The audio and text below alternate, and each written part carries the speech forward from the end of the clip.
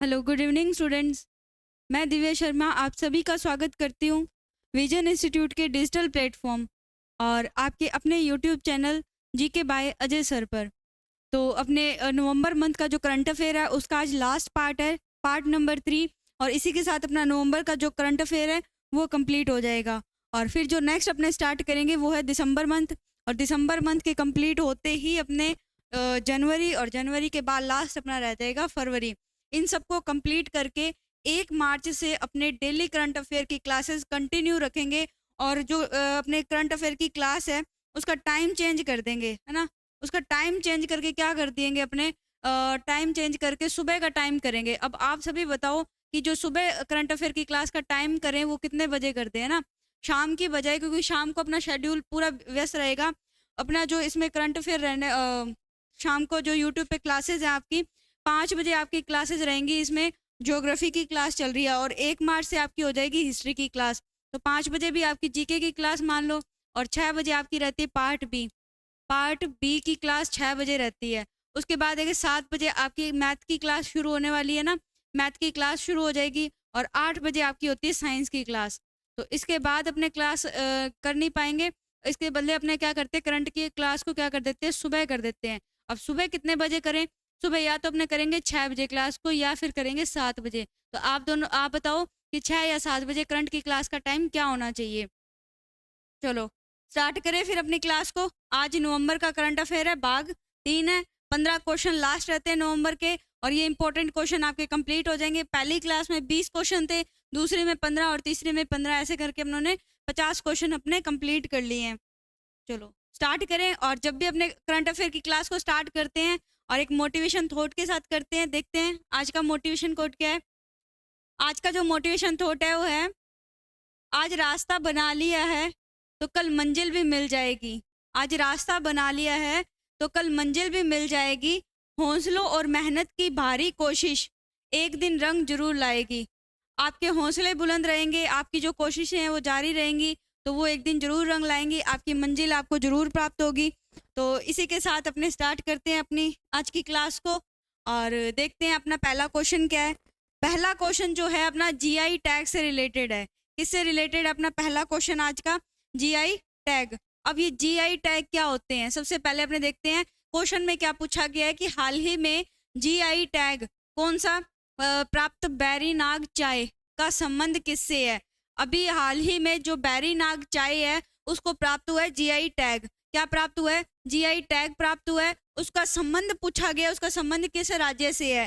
तो उसका संबंध किस राज्य से है वो अपने पढ़ते हैं। उससे पहले अपने देखते हैं कि जो ये जीआई टैग है, जीआई टैग का अगर पूरा नाम देखें अपने, तो जीआई टैग को इंग्लिश में क्या बोलते हैं, जीआई टैग को इंग्लिश में बोलते हैं जियोग्राफिकल इंडिकेशन। क्या बोलते हैं, जियोग्राफिकल इंडिकेशन बोलते हैं। और हिंदी में इसे क्या बोलते हैं, हिंदी में बोलते हैं इसे भौगोलिक संकेतक। क्या बोलते हैं हिंदी में इसे, भौगोलिक संकेतक बोलते हैं। ठीक है, ये आपको याद रखना है। इंग्लिश में जियोग्राफिकल इंडिकेशन और भौगोलिक संकेतक क्या बोलते हैं, इसे हिंदी में बोलते हैं। उसके बाद अगर अपने देखें कि जीआई टैग की शुरुआत कब हुई और कौन से अधिनियम के तहत हुई और अधिनियम लागू कब हुआ, ठीक है, ये सारी चीजें भी देखनी है। आज तक हमने पढ़ते आए थे सिर्फ ये जीआई टैग की शुरुआत कब हुई और पहला जीआई टैग किसे और कब मिला, ये देखते हैं। आज देखेंगे जीआई टैग की जो शुरुआत होती है, किस अधिनियम के तहत इसकी शुरुआत की गई और वो अधिनियम कब लागू हुआ था, ये भी अपने को आज पढ़ना है साथ में। तो पढ़े इसको अपने। चलो देखते हैं, पहले देखेंगे कि कौन सा अधिनियम था। ठीक है, अधिनियम देखते हैं अपने। अधिनियम कौन सा अधिनियम था, कब का, 1999। कब का अधिनियम था, 1999 का अधिनियम था। और यह अधिनियम लागू कब होता है, ठीक है, 1999 का अधिनियम लागू कब हुआ, 2003 में ये लागू होता है। और अब आप सभी को पता है कि पहला जो जीआई टैग कब दिया गया था, पहला जीआई टैग कब दिया गया था, 2004 में दिया गया था। कब दिया गया, 2004 में दिया गया था ये। उसके बाद अगर देखें कि 2004 में किसे दिया गया था, 2004 में जीआई टैग किसे दिया गया था, तो 2004 में जो जीआई टैग दिया गया था वो दिया गया था दार्जिलिंग की चाय को। किसको दिया गया था, दार्जिलिंग की चाय को ये जीआई टैग दिया गया था। इतनी चीजें आपको याद रखनी है। अधिनियम कौन सा है, 1999 का अधिनियम है। ये अधिनियम लागू कब होता है, 2003 में लागू हुआ। और पहला जीआई टैग कब दिया गया, 2004 में दिया गया। किसको दिया गया? दार्जिलिंग की चाय को दिया गया। अब इसमें एक और बात याद रखो कि कितने वर्षों के लिए दिया जाता है ये। तो इसमें एक चीज और याद रखनी है आपको, ये है कितने वर्षों के लिए दिया जाता है। तो कितने वर्षों के लिए दिया जाता है? ये 10 वर्ष के लिए। कितने वर्ष के लिए दिया जाता है?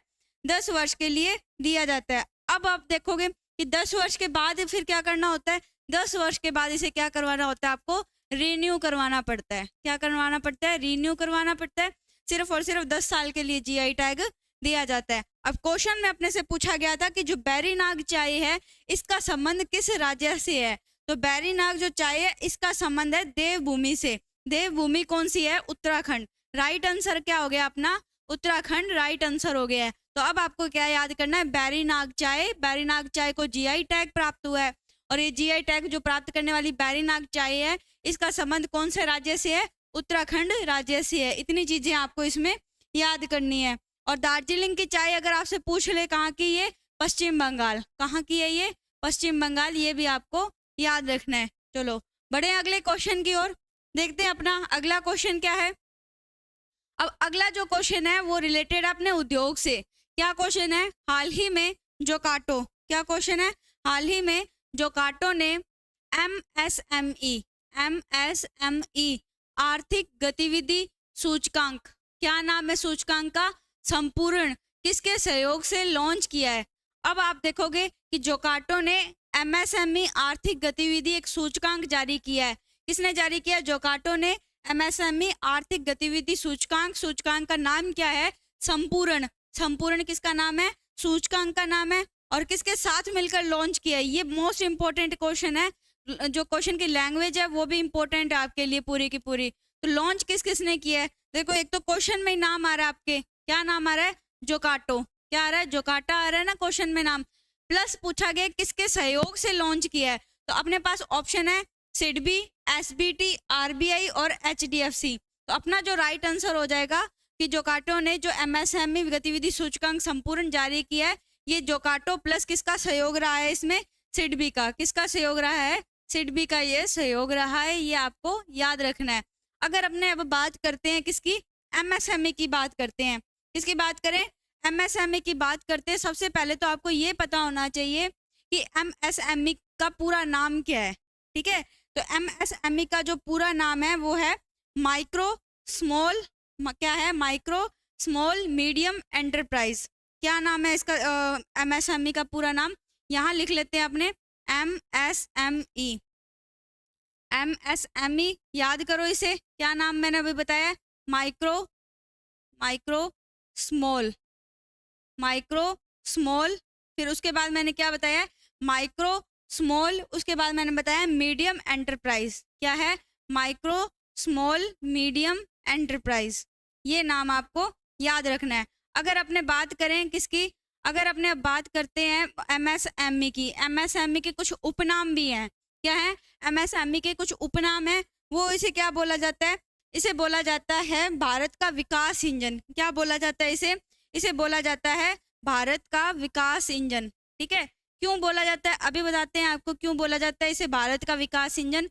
भारत का विकास इंजन क्या बोला जाता है? इसे भारत का विकास इंजन बोला जाता है। अब क्यों बोला जाता है? क्योंकि ये लघु और मध्यम, कौन से? लघु और मध्यम उद्योगों को बढ़ावा देता है। क्या करता है? लघु और मध्यम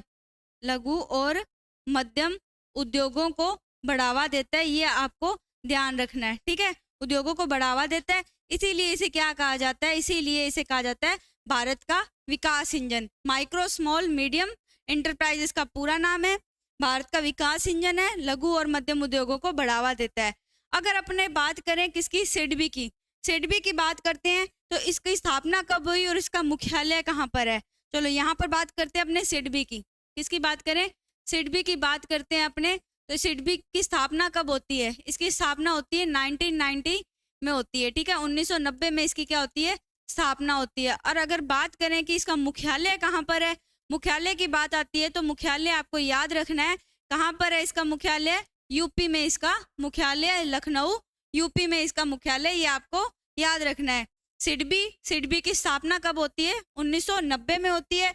और इसका मुख्यालय अगर आपसे पूछ ले तो लखनऊ उत्तर प्रदेश में इसका मुख्यालय है। क्वेश्चन का राइट आंसर अपने क्या हो गया है, सिडबी क्वेश्चन का राइट आंसर हो गया है। संपूर्ण एक सूचकांक जारी किया है जो काटो प्लस सिडबी ने मिलकर किया है। राइट आंसर क्या हो गया अपने, ए ऑप्शन राइट आंसर हो गया है। बढ़ते हैं नेक्स्ट क्वेश्चन की ओर। अगला क्वेश्चन देखते हैं अपने, अगला क्वेश्चन क्या है। अगला क्वेश्चन है अपना मोस्ट इंपॉर्टेंट क्वेश्चन, लगा लो। अभी मैंने आपको पिछली क्लास में भी इसके बारे में पढ़ाया है ना, इसको पिछली क्लास में भी इसके बारे में मैंने काफ़ी कुछ अपना चर्चा की थी इस पे। चलो पढ़ते हैं क्वेश्चन क्या है। हाल ही में भारत और बांग्लादेश ने संयुक्त अभ्यास, कौन सा अभ्यास है, बोंगो सागर, कौन सा अभ्यास है, बोंगो सागर अभ्यास 2023 और समन्वित गश्त कॉर्पेट, क्या नाम है। एक तो आपको याद रखना अभ्यास बोंगो सागर और समन्वित गश्त कौन सी है, कॉर्पेट का आयोजन कहाँ किया गया, ये पूछा गया है। अब आपको मैंने बताया था कि भारत और बांग्लादेश के मध्य 2 युद्धाभ्यास होते हैं। पहला युद्धाभ्यास मैंने आपको बताया था कौन सा, ये जो क्वेश्चन में अपने को बताया गया है बोंगो सागर, कौन सा है, बोंगो सागर। और दूसरा मैंने आपको अभ्यास बताया था, दूसरे अभ्यास का नाम था संप्रीति, क्या नाम है, संप्रीति। ये भी आपको याद रखना है, पहला बोंगो सागर, दूसरा संप्रीति। किन 2 देशों के मध्य होता है ये, भारत और बांग्लादेश के मध्य होता है। अगर अपने बात करें भारत और बांग्लादेश के मध्य एक पाइपलाइन, कौन सी, मैत्री पाइपलाइन, क्या नाम है, मैत्री पाइपलाइन की शुरुआत की गई है। उस मैत्री पाइपलाइन का नाम क्या है, उस मैत्री पाइपलाइन का जो नाम है वो है India Bangladesh India Bangladesh friendship pipeline, ये उस पाइपलाइन का नाम है। और इसमें अगर बात करें अपने 100% जो खर्चा है, जो व्यय है, वो कौन करेगा, भारत करेगा, कौन करेगा, भारत। और बांग्लादेश कितना करेगा, 0%। और इसमें अगर इसकी लंबाई देखें तो 140 किलोमीटर इसकी लंबाई है, जिसमें से बांग्लादेश में बात करें तो कितनी रहेगी, 134। और अगर इंडिया की बात करें, इंडिया में कितनी रहने वाली है, ये 6 किलोमीटर। ये भी आपको पॉइंट याद रखना है। और बोंगो सागर संप्रीति मैत्री पाइपलाइन IBFP हो गया है, इंडिया बांग्लादेश फ्रेंडशिप पाइपलाइन होगी है। और पूछा गया है कि बोंगो सागर 23 और समन्वित गश्त कॉर्पेट का आयोजन कहाँ किया गया है, तो इसका आयोजन कहाँ किया गया है, विशाखापट्टनम में। कहाँ किया गया है, विशाखापट्टनम में इसका आयोजन किया गया है। इतनी बातें याद रखोगे। इसके बाद अपने एक बात और देख लेते हैं, इसमें 1-2 युद्धाभ्यास देख लेते हैं। कौन से, कुछ युद्धाभ्यास हैं, उनमें सबसे पहला अगर युद्धाभ्यास देखें तो कौन सा है, मित्र शक्ति। कौन सा युद्धाभ्यास है, मित्र शक्ति, मित्र शक्ति युद्धाभ्यास। दूसरा नाम अगर अपने देखें तो बोल्ड कुरुक्षेत्र, कौन सा युद्धाभ्यास है, बोल्ड कुरुक्षेत्र। अब इन दोनों को आपको देखना है कि किन 2 देशों के मध्य ये युद्धाभ्यास किए जाते हैं। पहला है मित्र शक्ति, मित्र शक्ति कौन से 2 देश हैं, भारत प्लस श्रीलंका। कौन से 2 हैं, भारत प्लस श्रीलंका। अब भारत प्लस श्रीलंका का नाम आया तो आपको ये एक और युद्धाभ्यास याद रखना है। कौन सा युद्धाभ्यास है, वो एक और जो आपको याद रखना है वो युद्धाभ्यास है स्लीनेक्स। कौन सा है, स्लीनेक्स युद्धाभ्यास है। यह भी किन 2 देशों के मध्य होता है, भारत और श्रीलंका के मध्य होता है। अब अगर अपने बात करें किसकी, बोल्ड कुरुक्षेत्र की, बोल्ड कुरुक्षेत्र की बात करते हैं तो भारत प्लस सिंगापुर, किन 2 देशों के मध्य है ये, भारत प्लस सिंगापुर। ये आपको याद रखना है, भारत प्लस सिंगापुर।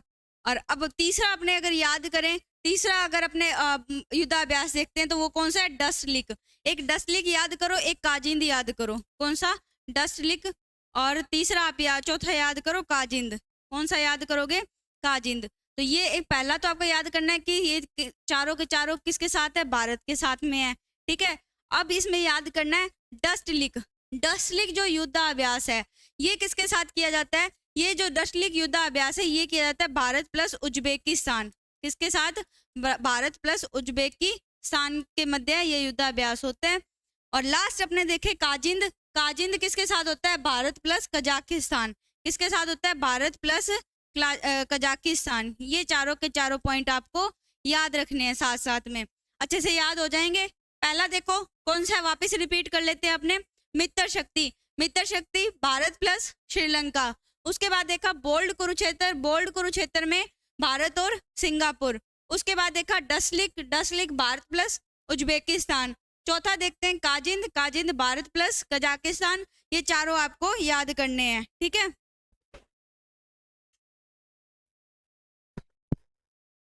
चलो इतनी चीजें आपने याद कर ली। अब आप ये बताओ कि बांग्लादेश की स्थापना कब हुई, ठीक है। अब ये बताओ आप, बांग्लादेश की स्थापना कब होती है, ठीक है। बांग्लादेश की स्थापना बताओगे आप सभी, ठीक है, क्योंकि मैंने पिछली क्लास में आपको बताया था स्थापना बतानी है आपको। किसकी स्थापना बतानी है? बांग्लादेश की स्थापना आपको अब कमेंट बॉक्स में बतानी है। जल्दी से सभी कमेंट बॉक्स में आंसर दे दो कि बांग्लादेश की स्थापना कब हुई थी। राइट आंसर अपना क्या हो गया? विशाखापट्टनम राइट आंसर हो गया। बोंगो सागर 23 और गश्त कॉर्पोरेट का आयोजन कहाँ किया गया है? विशाखापट्टनम में किया गया है। बढ़ते हैं नेक्स्ट क्वेश्चन की ओर, देखते हैं अपना अगला क्वेश्चन क्या है। अगला क्वेश्चन आपके लिए उससे भी ज्यादा इंपॉर्टेंट है। अगला क्वेश्चन आपके लिए क्या है? मोस्ट इंपॉर्टेंट है। क्या क्वेश्चन है कि हाल ही में पूर्वी नौसेना कमान के प्रमुख पद पर किसे नियुक्त किया गया है? तो किसे नियुक्त किया गया? एक तो आपको याद रखना है नौसेना कमान के प्रमुख पद पर किसे नियुक्त किया गया, और दूसरा आप याद रखोगे नौसेना के उप प्रमुख कौन है, ठीक है। इसमें दो बातें याद करनी है आपको। क्या याद करनी है? पहली बात यहाँ याद करनी है नौसेना के उप प्रमुख। क्या याद करोगे? नौसेना के उप प्रमुख कौन है? तो नौसेना के उप प्रमुख कौन है? तरुण सोबती। कौन है? तरुण सोबती, ये नाम आपको याद रखना है। अब क्वेश्चन में अपने से पूछा गया है पूर्वी नौसेना कमान के प्रमुख पद पर किसे नियुक्त किया गया है? तो पूर्वी नौसेना के कमान पद पर किसे नियुक्त किया गया है? राजेश धनखड़। किन्हें नियुक्त किया गया? राजेश धनखड़ जी को नियुक्त किया गया है। अब उसके बाद अपने देखें नौसेना के अध्यक्ष के बारे में देखें, तो नौसेना के अध्यक्ष कौन है? आर हरि कुमार। कौन है? आर हरि कुमार। और अगर आपसे पूछ लूं मैं, अगर आपसे ये पूछा जाए कि जो नौसेना दिवस है ये कब मनाया जाता है? ये मनाया जाता है 4 दिसंबर को। कब मनाया जाता है?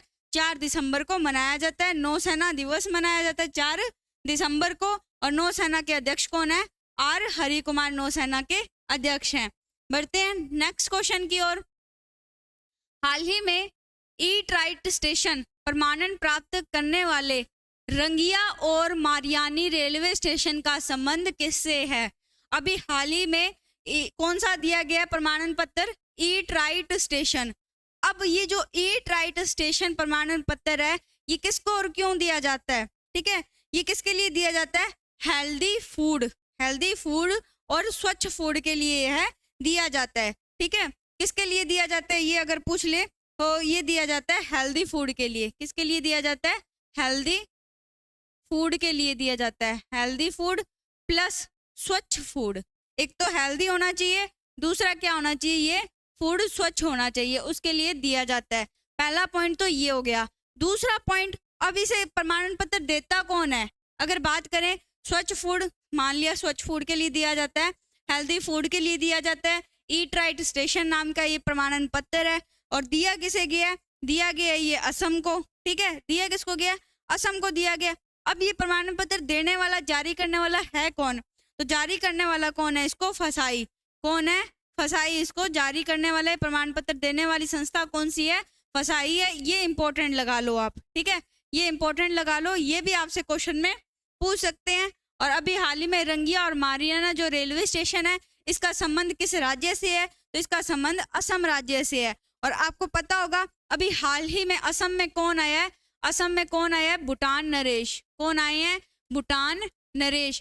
पहली बार आए हैं भूटान नरेश। और अगर बात करें इनका नाम पूछ ले आपसे तो इनका नाम क्या है? नाम ज्ञान वांगचुक। क्या नाम है इनका? नाम ज्ञान वांगचुक है, जो कि पहली बार असम आए हैं, ठीक है। पहली बार आए हैं ये, असम आए हैं। और इन्होंने अभी एक रेलवे लिंक भी प्रारंभ किया। इनके आने पर जो रेलवे लिंक एक प्रारंभ किया गया, कौन सा है वो रेलवे लिंक? कोकराझार। कौन सा है? कोकराझार, ठीक है। कोकराझार से गेलफू। और आपको मैंने बताया ये क्वेश्चन अपनों ने किया है, कोकराझार कहाँ पर है?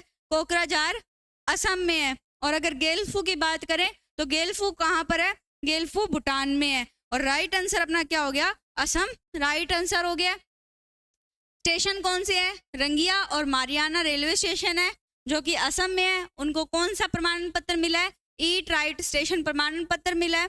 किस लिए दिया जाता है? हेल्दी फूड, स्वच्छ फूड के लिए दिया जाता है। और अगर बात करें ये कौन जारी करता है, कौन इसको प्रोवाइड करवाता है, ये जो प्रमाण पत्र है? फसाई। FSSAI फसाई ये प्रमाण पत्र देने वाला है। तो ये क्वेश्चन आया आपको समझ में, ये सब अपनों ने पहले पढ़ चुके हैं और राइट आंसर अपना डी ऑप्शन राइट आंसर हो गया है। बढ़ते हैं नेक्स्ट क्वेश्चन की ओर। नेक्स्ट क्वेश्चन क्या बोल रहा है? नेक्स्ट क्वेश्चन बोल रहा है झारखंड का स्थापना दिवस पूछा जा रहा है इसमें, ठीक है। झारखंड का स्थापना दिवस पूछा जा रहा है और कब मनाया जाता है झारखंड का स्थापना दिवस। इसमें सिर्फ स्थापना दिवस पूछा गया है।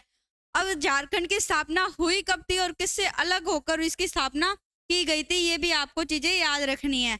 अगर अपने बात करें कि झारखंड की स्थापना होती कब है, ठीक है, झारखंड की स्थापना कब हुई थी ये आपको याद रखना है। जब झारखंड की स्थापना हुई थी, ये स्थापना हुई थी 2000 में। कब हुई थी? पूरे के पूरे 2000 में झारखंड की स्थापना होती है। अब ये जो स्थापना हुई थी उस टाइम 3 राज्यों की स्थापना की गई थी और 3 राज्य कौन कौन से हैं? पहला जो राज्य है वो है छत्तीसगढ़। कौन सा राज्य है? छत्तीसगढ़। दूसरा राज्य कौन सा अगर आपसे पूछ ले? दूसरा राज्य है उत्तराखंड। कौन सा राज्य है? उत्तराखंड। तीसरा राज्य कौन सा हो गया है? झारखंड। कौन सा राज्य हो गया? तीसरा झारखंड तीसरा राज्य हो गया। और झारखंड का जो स्थापना दिवस है वो कब मनाया जाता है? वो मनाया जाता है 15 नवंबर को। कब मनाया जाता है? 15 नवंबर को। 15 नवंबर सन 2000 में किसकी स्थापना हुई थी? झारखंड राज्य की स्थापना हुई थी। किससे अलग होकर झारखंड की स्थापना की गई थी? तो बिहार से। किससे अलग हुआ था ये? बिहार से अलग हुआ था। बिहार से अलग होकर झारखंड की स्थापना की गई थी। अगर झारखंड का अर्थ पूछ ले कि झारखंड का अर्थ क्या है? झारखंड का अर्थ है वनों का क्षेत्र, ठीक है। क्या है झारखंड का अर्थ? अगर आपसे झारखंड का अर्थ पूछ ले, झारखंड का अर्थ है वनों का क्षेत्र। अर्थ क्या है? वनों का क्षेत्र, वनों का क्षेत्र। और अगर बात करें झारखंड की ही बात करते हैं अपने कि झारखंड एक तो वनों का क्षेत्र, दूसरा आदिवासियों की यह क्या है? गृह भूमि है। आदिवासियों की, आदिवासियों की क्या है? ये गृह भूमि है, ठीक है। सबसे ज्यादा आदिवासी यही मिलते हैं ना, आदिवासियों की गृह भूमि है।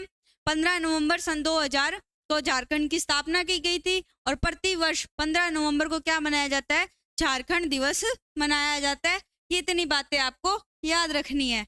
बढ़ते हैं नेक्स्ट क्वेश्चन की ओर अपने। देखते हैं अगला क्वेश्चन क्या है अपना। अगला क्वेश्चन है जो हाल ही में इंटरपोल ने मानव तस्करी के विरुद्ध कौन सा अभियान चलाया है? हाल ही में किसने अभियान चलाया है? इंटरपोल ने। किसने अभियान चलाया अभी हाल ही में? इंटरपोल ने एक अभियान चलाया है। किसके विरुद्ध चलाया है? मानव तस्करी के विरुद्ध यह अभियान चलाया गया है। और अगर अपने बात करें कि ये जो मानव तस्करी है इसका उल्लेख भारतीय संविधान के किस अनुच्छेद में मिलता है और किस पार्ट में मिलता है ना, और कौन सा मतलब कि पॉइंट जो अपने पढ़ते हैं जहां पर इसका उल्लेख मिलता है। तो इसका जो उल्लेख मिलता है कहाँ मिलता है? मानव तस्करी का मौलिक अधिकारों में। कहाँ मिलता है मानव तस्करी का उल्लेख? मौलिक अधिकारों में मिलता है, ठीक है। अगर बात करें अपने मौलिक अधिकारों की, ठीक है, सबसे पहले देखते हैं मानव तस्करी। मानव तस्करी इसका उल्लेख कहाँ मिलता है? मौलिक अधिकारों में, ठीक है, मौलिक अधिकारों में मिल गया। अब अगर बात करें मौलिक अधिकारों की सर्वप्रथम बात कहाँ हुई थी? मौलिक अधिकारों की सर्वप्रथम बात कब हुई थी? 1931 में हुई थी। कब हुई थी? मौलिक अधिकारों की सर्वप्रथम बात कब हुई थी? 1931 में हुई थी। और कौन से अधिवेशन के दौरान हुई थी? तो कराची अधिवेशन। अधिवेशन पूछ ले तो कौन सा अधिवेशन हो गया? कराची अधिवेशन हो गया। कब हुआ? 1931 में हुआ। सर्वप्रथम मौलिक अधिकारों की बात की गई। लेकिन क्वेश्चन मैंने आपसे ये किया कि मानव तस्करी का उल्लेख भारतीय संविधान के कौन से आर्टिकल में मिलता है? तो आर्टिकल नंबर 23 में। किस में मिलता है? आर्टिकल नंबर 23 में मानव तस्करी का उल्लेख मिलता है। मौलिक अधिकारों के अंतर्गत आता है ये। और क्वेश्चन में अपने से पूछा गया है कि इंटरपोल ने मानव तस्करी के विरुद्ध अभी हाल ही में एक अभियान चलाया है, वो अभियान कौन सा है?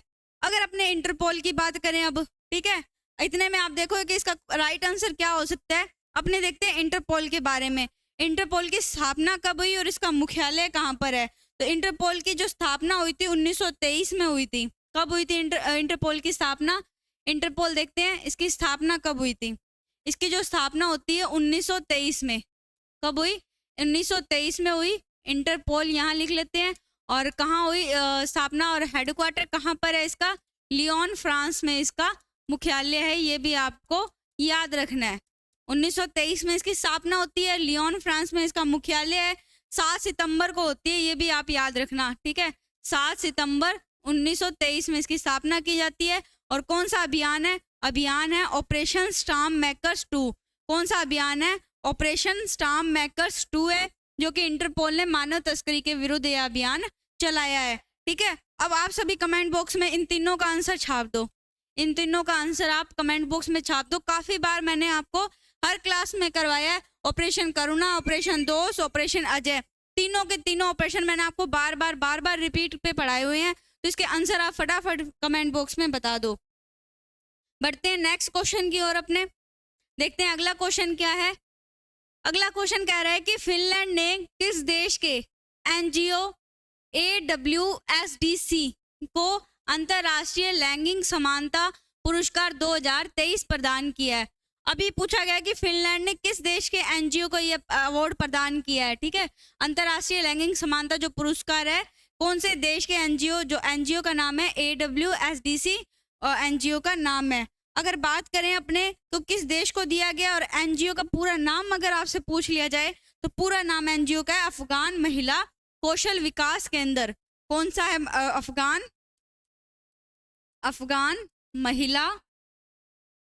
अफगान महिला कौशल विकास केंद्र, ये किसका नाम है? ये एनजीओ का पूरा नाम है, जो यहाँ दिया हुआ है AWSDC, ये एनजीओ का पूरा नाम है। और जैसे ही एनजीओ का पूरा नाम आपको मिला, क्या नाम मिला? अफगान मिला। और राइट आंसर इसी के साथ में अपना क्या हो गया? अफगानिस्तान राइट आंसर हो गया। किसने दिया है ये अवार्ड? फिनलैंड ने पुरस्कार दिया है, अंतर्राष्ट्रीय लैंगिक समानता पुरस्कार। अगर फिनलैंड की बात करें तो कौन से सूचकांक में फिनलैंड प्रथम स्थान पर है? तो कौन सा सूचकांक है वो? विश्व खुशहाली सूचकांक, विश्व खुशहाली सूचकांक। इसमें जो फिनलैंड है, फिनलैंड प्रथम स्थान पर है। प्रथम स्थान पर कौन है? फिनलैंड प्रथम स्थान पर है। और अगर इसी में भारत की बात करें तो भारत का स्थान कौन सा है? 126वां। और काफी चर्चा में ये क्वेश्चन रहा था, और ये क्वेश्चन वैसे RAS के एग्जाम में भी पूछा गया है, और भी दिल्ली पुलिस का एग्जाम हुआ उसमें भी ये क्वेश्चन पूछा गया है। तो इसको भी आपको अच्छे से याद करना है, और ये याद कर लेना है कि फिनलैंड ने किस देश के एनजीओ को, अफगान देश का जो एनजीओ है अफगान महिला कौशल विकास केंद्र, उसे अंतर्राष्ट्रीय लैंगिक समानता पुरस्कार 2023 प्रदान किया है। इतनी बातें आपको याद रखनी है। बढ़ते हैं नेक्स्ट क्वेश्चन की ओर। हाल ही में इंदिरा गांधी शांति पुरस्कार 2023 किसे सम्मानित किया गया है? अब जब इंदिरा गांधी शांति पुरस्कार की बात आती है तो अपने बात करते हैं गांधी शांति पुरस्कार की, तो वो किसे दिया गया है? गीता प्रेस, गोरखपुर गीता प्रेस को दिया गया है, वो भी आपको याद रखना है। इंदिरा गांधी शांति पुरस्कार किसे दिया गया है? तो ये जो पुरस्कार 2 व्यक्तियों को एक साथ दिया गया है, ठीक है। और इस पुरस्कार की शुरुआत कब से हुई थी? इस पुरस्कार की शुरुआत होती है 1986 से। इस पुरस्कार की शुरुआत याद करनी है आपको, शुरुआत कब हुई? 1986 से इसकी शुरुआत होती है, ये आपको याद रखना है। और इंदिरा गांधी शांति पुरस्कार है, किन 2 व्यक्तियों को दिया गया है? ये दिया गया है, एक तो अर्जेंटीना का व्यक्ति और एक फिलिस्तीन का है, ठीक है। डैनियल ब्रेनबॉइम और अली अबू अब्बाद, A और B राइट आंसर अपना क्या हो गया? A एंड B दोनों राइट आंसर है। एक व्यक्ति अर्जेंटीना का है, अर्जेंटीना के कौन है? डैनियल। अर्जेंटीना के कौन है? डैनियल है। और अली अबू अब्बाद की बात करें तो ये कौन है? फिलिस्तीन के हैं। कहाँ के हैं ये? फिलिस्तीन के हैं, ये आपको याद रखना है। राइट आंसर क्या हो गया अपना? D ऑप्शन राइट आंसर हो गया। इंदिरा गांधी शांति पुरस्कार की शुरुआत कब होती है? 1986 में इसकी शुरुआत होती है। और कौन सी trust? Indira Gandhi memorial trust के द्वारा यह दिया जाता है। इस बार किसे दिया गया? 2023 में। 2023 में दिया गया डैनियल ब्रेनबॉइम और अली अबू अब्बाद को दिया गया। इंपॉर्टेंट क्वेश्चन है ये आपके लिए, मोस्ट इंपॉर्टेंट क्वेश्चन, इसको अच्छे से याद करना। आपको शुरुआत याद करनी है। कौन से व्यक्ति? डैनियल अर्जेंटीना के हैं, अली अबू अब्बाद कहाँ के हैं? फिलिस्तीन के हैं। ये इतनी बातें भी आपको याद करनी है। बड़े नेक्स्ट क्वेश्चन की ओर देखें। अपना अगला क्वेश्चन क्या है? अगला क्वेश्चन है ICC क्रिकेट विश्व कप 2023 का खिताब किसने जीता है? सभी को पता है ICC क्रिकेट विश्व कप 2023 का खिताब और फाइनल मैच सब कुछ सभी को इसके बारे में पता है। लेकिन अपने बात करेंगे कि भारत ने ये खिताब जो वर्ल्ड कप कब कब जीता था। तो भारत ने ये जो वर्ल्ड कप है 2 बार जीता था। कब जीता था? 1983 और 2011 में। तो अपने तो भारत की जीत देखते हैं, भारत कब 2 बार जीता है। भारत ने 2 बार ये कप विश्व कप जीता है। कौन कब कब जीता है? एक तो मैंने बताया कब जीता, 1983 में। कब जीते हैं? 1983 में। और दूसरा अगर अपने देखें तो कब? 2011 में। एक 2011 और एक 1983 भारत ने क्या जीते? वर्ल्ड कप जीता है। और इस बार वर्ल्ड कप किसने जीता है? ऑस्ट्रेलिया ने। इस बार ये जो आईसीसी वर्ल्ड कप 2023 है, इसमें किसकी जीत हुई है? इसमें जीत हुई है ऑस्ट्रेलिया की। अगर अपने देखें कौन से क्रम के हैं, ठीक है, अगर इनका क्रम देखें, अपने क्रम कौन सा है? इनका 13वां क्रम है। अगर आपसे शुभंकर पूछ ले, मोस्ट इंपॉर्टेंट पॉइंट है ये शुभंकर का आईसीसी वर्ल्ड कप में, कि शुभंकर कौन है इसका? क्रिप्टोवर्स। क्या है? क्रिप्टोवर्स शुभंकर है। मोस्ट इंपॉर्टेंट है, अच्छे से याद करना आपको। ये आईसीसी जो वर्ल्ड कप हुआ है उसका शुभंकर क्या है? क्रिप्टोवर्स उसका शुभंकर है। और अगर आपसे पूछ ले ब्रांड एम्बेसडर के बारे में पूछ ले, यहाँ लिखते हैं अपने ब्रांड एम्बेसडर। ब्रांड एम्बेसडर के बारे में पूछे, एक आपसे पूछ ले ग्लोबल, क्या पूछ ले? ग्लोबल ब्रांड एम्बेसडर के बारे में पूछ ले। दोनों नाम आपको याद करने हैं अच्छे से। दोनों नाम क्या है? पहला नाम है शाहरुख खान। क्या है? शाहरुख खान, ठीक है। दूसरा नाम क्या है? सचिन तेंदुलकर। दूसरा नाम क्या है अपने पास में? सचिन तेंदुलकर। तो दोनों आपको याद करने हैं, सचिन तेंदुलकर। पहला ब्रांड एम्बेसडर याद करना है Shahrukh Khan, global brand ambassador Sachin Tendulkar, शुभंकर क्रिप्टोवर्स। क्रम 13वां है। भारत ने कब कब जीता? 1983 और 2011 में। अब जीता तो भारत ने 1983 और 11 में। फाइनल में कब कब रहा है भारत? तो 2003 और 2023 में, ये आपको पता है। अगर आपने बात करें भारत फाइनल में कब कब आया है, तो फाइनल में आया, एक बार आया भारत 2003 में, और एक अभी 2023 में भारत फाइनल तक खेला है, ठीक है। ये दोनों ईयर भी आपको याद रखने हैं, ठीक है। इतनी बातें याद करो, उसके बाद बढ़ते हैं अपने नेक्स्ट क्वेश्चन की ओर। नेक्स्ट क्वेश्चन क्या है अपना? नेक्स्ट क्वेश्चन है अपना, भारत यूएसए का वज्र प्रहार संयुक्त अभ्यास कहाँ प्रारंभ हुआ है? अभी अपने पीछे युद्धाभ्यास भी पढ़ कर आए हैं, तो अभी पूछा गया जो कौन सा वज्र प्रहार। तो वज्र प्रहार का जो आयोजन किया गया है, इसका आयोजन कहाँ किया गया? उमरोई में किया गया है। कहाँ किया गया? उमरोई में इसका आयोजन। उमरोई कहाँ पर है? मेघालय में। उमरोई मेघालय में इसका आयोजन किया गया।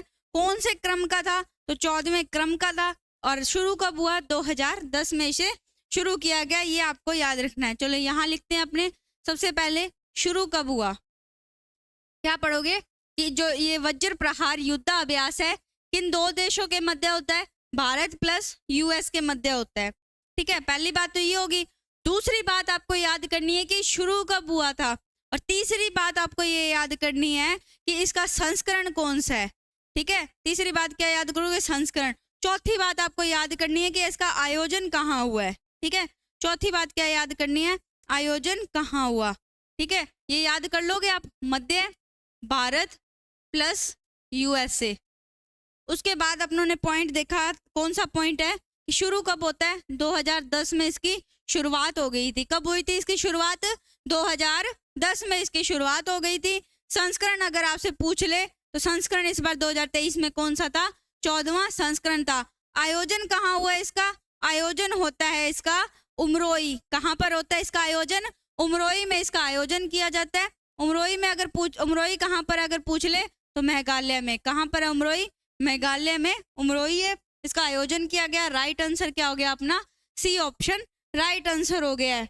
बड़े नेक्स्ट क्वेश्चन की ओर। वज्र प्रहार युद्धाभ्यास भारत और यूएसए। नेक्स्ट क्वेश्चन है अपना, 72वीं मिस यूनिवर्स 2023 का खिताब किसने जीता है?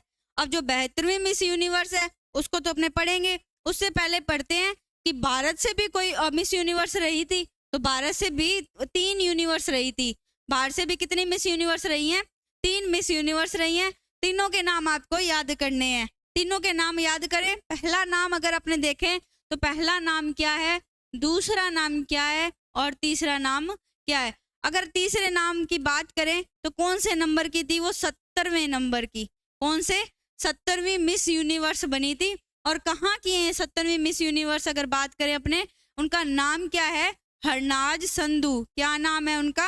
हरनाज संधू। जो कि कहाँ की है? जो कि पंजाब में कहाँ की है? चंडीगढ़ की। हरनाज संधू कहाँ की है? चंडीगढ़ की। आपको याद रखना है। कौन से नंबर की? 17वीं नंबर की ये मिस यूनिवर्स बनी है। और अगर दूसरी बात करें, दूसरे नंबर पर मिस यूनिवर्स कौन बनी थी? लारा दत्ता। कौन बनी थी मिस यूनिवर्स? लारा दत्ता। ये नाम आपको याद रखना है। अब पहली मिस यूनिवर्स भारत की, जो पहली मिस यूनिवर्स है वो कौन है? सुष्मिता सेन। कौन है? सुष्मिता सेन। ये नाम आपको, सुष्मिता सेन नाम आपको याद रखना है। अब आपसे ये पूछ सकता है कि भारत की पहली मिस यूनिवर्स सुष्मिता सेन जो ने खिताब जो जीता था, किस वर्ष में जीता था? तो ये जीता था 1994 में, 1994 में। अब आपने 17वें नंबर की देख ली मिस यूनिवर्स कौन सी है। 72वें नंबर की अपने क्वेश्चन में पढ़ने वाले हैं। उससे बीच में 71 नंबर की कौन थी? तो 71 नंबर की थी आर बोनी गैब्रियल। ये भी नाम आप याद रख लो। कौन से नंबर की? 71वें नंबर की। यहाँ लिख लेते हैं 71वीं कौन थी? R'Bonney Gabriel. क्या नाम था? आर बोनी गैब्रियल है। और 72वें नंबर की अगर आपसे पूछ ले तो कौन है? शैनिस प्लायोसिस। कौन है? शैनी प्लायोसिस। ये 72वें नंबर की मिस यूनिवर्स का खिताब जीतने वाली हैं 2023 का। और 71वें नंबर की आर बोनी गैब्रियल। 1994 भारत की पहली मिस यूनिवर्स कौन थी? सुष्मिता सेन। दूसरे नंबर की कौन थी? लारा दत्ता। और तीसरे नंबर की, जो कि भारत की तीसरी है और वैसे 70वें नंबर की मिस यूनिवर्स कौन है? हरनाज संधू, जिनका संबंध भारत के किस राज्य से है? पंजाब राज्य से है। और पंजाब में अगर आपसे पूछ रहे तो कहाँ से है? चंडीगढ़ से है। ये आपको याद रखना है। क्वेश्चन का राइट आंसर अपने क्या हो गया? शैनिस प्लायोसिस। सी ऑप्शन राइट आंसर है। बढ़ते हैं नेक्स्ट क्वेश्चन की ओर। फिर से जीआई टैग का क्वेश्चन है अपना। हाल ही में जीआई टैग प्राप्त सी बकथॉर्न का संबंध किससे है? अब सी बकथॉर्न क्या चीज है, सबसे पहले अपने ये देखेंगे। और ये कहाँ का है ये तो अपने जरूर पढ़ेंगे इसमें। तो सी बकथॉर्न क्या चीज है? सी बकथॉर्न क्या है? एक खट्टा फल है। क्या है? एक खट्टा फल है, जिसे क्या बोला जाता है? लेह बेरी। लेह बेरी भी बोला जाता है। और इसे क्या बोला जाता है? लेह बेरी बोला जाता है। यह खट्टा फल है। उसके बाद अगर देखें, ठंडे रेगिस्तान की सोने की खान भी इसे बोला जाता है। क्या बोला जाता है इसे? ठंडे रेगिस्तान की सोने की खान। सोने की खान भी इसे बोला जाता है। और क्या बोला जाता है इसे? और बोला जाता है इसे लद्दाख गोल्ड। क्या बोला जाता है? लद्दाख गोल्ड भी इसे बोला जाता है। ये भी आपको याद रखना है। क्या बोला जाता है? लद्दाख गोल्ड भी इसे बोला जाता है। सी बकथॉर्न क्या है? एक खट्टा फल है, जिसे लेहबेरी के नाम से भी जाना जाता है। ठंडे रेगिस्तान की सोने की खान के रूप में भी जाना जाता है। और लद्दाख गोल्ड भी इसे बोला जाता है। राइट आंसर अपना क्या हो गया? लद्दाख राइट आंसर हो गया। जीआई टैग प्राप्त करने वाला सी बकथॉर्न कहाँ का है? लद्दाख का है। जीआई टैग के बारे में अपने फर्स्ट क्वेश्चन में भी पढ़ के आए हैं कि जीआई टैग की जो शुरुआत है, जो अधिनियम है, 1999 का अधिनियम है। अगर बात करें अपने 1999 का जो अधिनियम है, ये लागू कब हुआ था? 2003 में ये लागू होता है। उसके बाद अगर अपने बात करें कि 2003 में ये लागू हुआ और 2004 में दार्जिलिंग की चाय को पहला जीआई टैग दिया गया। कितने वर्षों के लिए जीआई टैग दिया जाता है? तो 10 वर्षों के लिए जीआई टैग दिया जाता है। और 10 वर्षों के बाद इसे क्या करवाना होता है? रिन्यू करवाना होता है। तो सी बकथॉर्न राइट आंसर क्या हो गया? लद्दाख राइट आंसर हो गया है। बढ़ते हैं नेक्स्ट क्वेश्चन की ओर। अपना जो सेकंड लास्ट क्वेश्चन है वो है कि बुकर पुरस्कार 2023 किसे मिला है? तो बुकर पुरस्कार 2023 किसे मिला है? पॉल लिंच को। किन्हें मिला है बुकर पुरस्कार 2023? पॉल लिंच को मिला है। और अगर अपने बात करें तो किसकी बात करते हैं अपने? भारतीय, किसी भारतीय को भी मिला है। तो पहले भारतीय सलमान रुश्दी। कौन है पहले भारतीय? सलमान रुश्दी। और दूसरी अरुणधति रॉय। तो यहाँ दोनों भारतीयों के नाम लिख लो। भारतीय कौन है? पहले भारतीय अगर बात करें और दूसरे दोनों की बात करते हैं। पहले भारतीय कौन है अपनों ने बात की? तो पहले भारतीय सलमान रुश्दी। क्या नाम है उनका? सलमान रुश्दी पहले भारतीय हैं जिनको कौन सा पुरस्कार मिला है? बुकर पुरस्कार मिला उन्हें। दूसरे बात करें अपने, दूसरे कौन है? अरुंधति रॉय। कौन है दूसरे? अरुंधति रॉय। अरुंधति रॉय।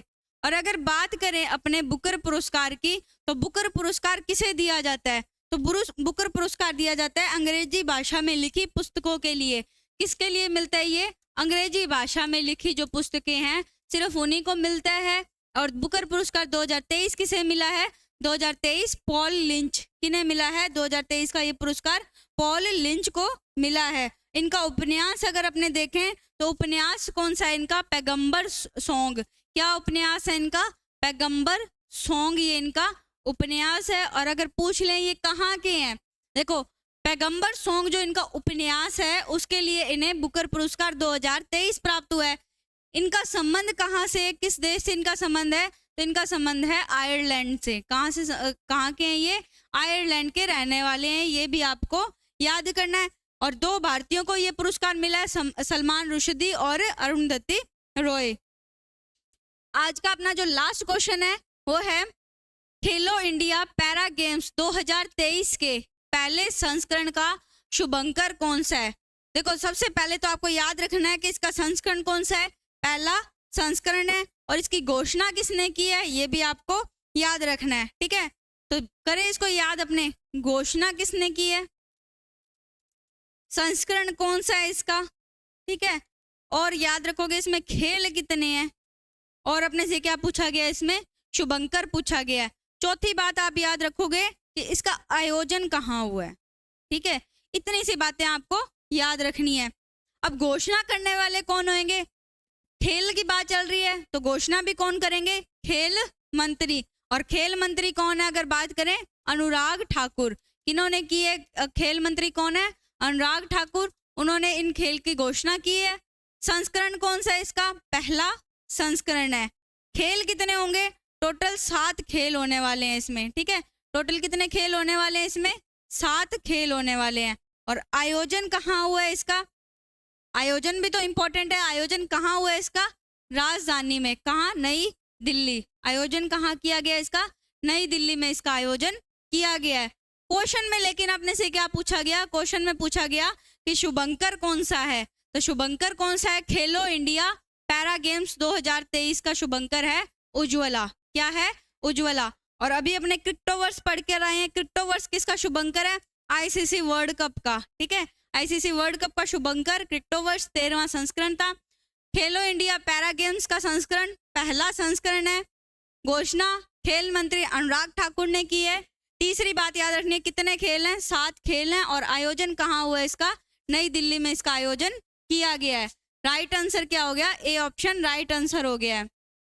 और इसी के साथ अपनी क्लास को समाप्त करते हैं। इस क्लास के पीडीएफ के लिए आप GK by Ajay sir Telegram channel को ज्वाइन कर सकते हैं। और ऑनलाइन क्लासेस के माध्यम से पढ़ने के लिए आप विजन इंस्टीट्यूट जो ऐप है उसे डाउनलोड कर सकते हैं। आज की क्लास को अपने यही समाप्त करते हैं। क्लास आपको कैसी लगी कमेंट बॉक्स में ज़रूर बताना। क्लास को लाइक और शेयर करें। चैनल पर अगर पहली बार आए हैं तो चैनल को सब्सक्राइब करें। धन्यवाद।